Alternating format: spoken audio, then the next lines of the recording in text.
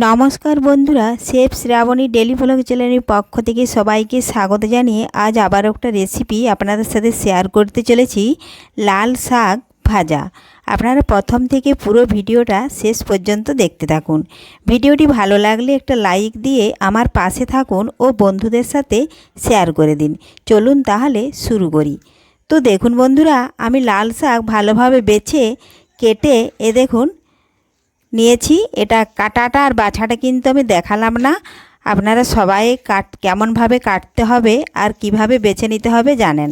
তো 2 থেকে 3 বার দেখুন আমি জলে ঝরিয়ে ভালোভাবে ধুয়ে নিয়েছি। এখন এর ওপরেই পরিমাণ মতো লবণ দিয়ে শাকটা আমি মাখিয়ে নেব। এই দেখুন, কারণ এই শাকগুলোতে কোনো সারে হয় না, সার দেওয়া হয় না, কিংবা বাজার থেকেও কিনে আনা হয় না, এগুলো হচ্ছে বাড়ির শাক। এজন্য এটা খুবই খেতে স্বাদ। আর লাল শাকের গুণাগুণ সম্পর্কে আপনারা তো কম বেশি জেনেই থাকবেন। লাল শাক খাওয়া কিন্তু শরীরের পক্ষে অনেক উপকার। এজন্য এটা লবণ দিয়ে শাকটা আমি মাখিয়ে নিলাম, তাহলে শাকটা অনেকটাই নরম হয়ে থাকবে। আর বাজার থেকে যে শাক আমাদের কিনে আনা হয় সেটা কিন্তু নানা রকম সার দিয়ে তৈরি, সেটা কিন্তু সেদ্ধ করে জলটা না ফেলে দিলে শাকটা ভালো লাগে না। তো দেখুন বন্ধুরা, এদিকে আমি গ্যাস ধরিয়ে কড়াই বসিয়ে দিয়েছি আর কড়াইয়ের মধ্যে দিলাম পরিমাণ মতো সাদা তেল। এখন তেল একটু ভালোভাবে গরম করে নেব। আর শাকটা আমি 2 থেকে 3 মিনিট আগে লবণ মাখিয়ে রেখেছিলাম। শাকটা অনেকটাই নরম হয়ে গেছে।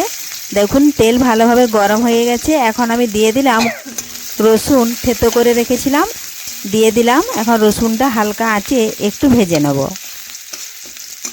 তার আগে যদি কোনো বন্ধু আমার চ্যানেলে নতুন হয়ে থাকেন, চ্যানেলটি সাবস্ক্রাইব করে বেল আইকন হলে সেট করে দিন সবার প্রথমে আমার রেসিপি পেতে।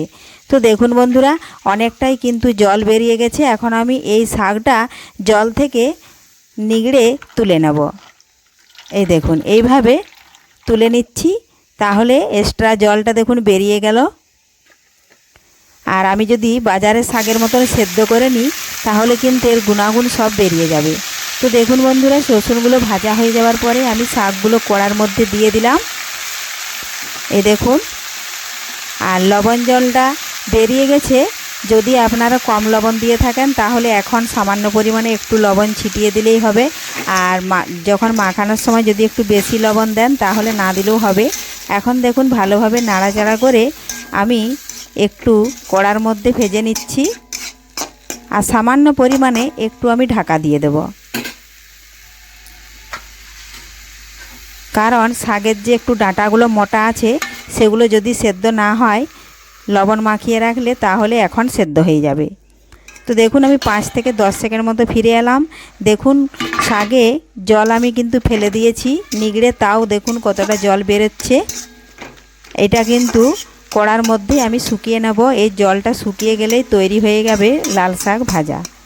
খুবই সহজভাবে একদম ঘরোয়া পদ্ধতিতে লাল শাক ভাজলাম। এই দেখুন আবার একটু ঢাকা দিয়ে দিচ্ছি।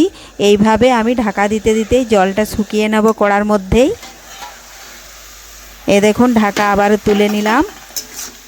এইভাবে নাড়াচাড়া করে আমি শুকনো শুকনো করে শাকটা ভেজে নিলেই তৈরি হয়ে গেল রসুন দিয়ে লাল শাক ঘরোয়া পদ্ধতিতে ভাজা। রেসিপিটি ভালো লাগলে লাইক, শেয়ার, কমেন্ট করতে অবশ্যই ভুলবেন না বন্ধুরা।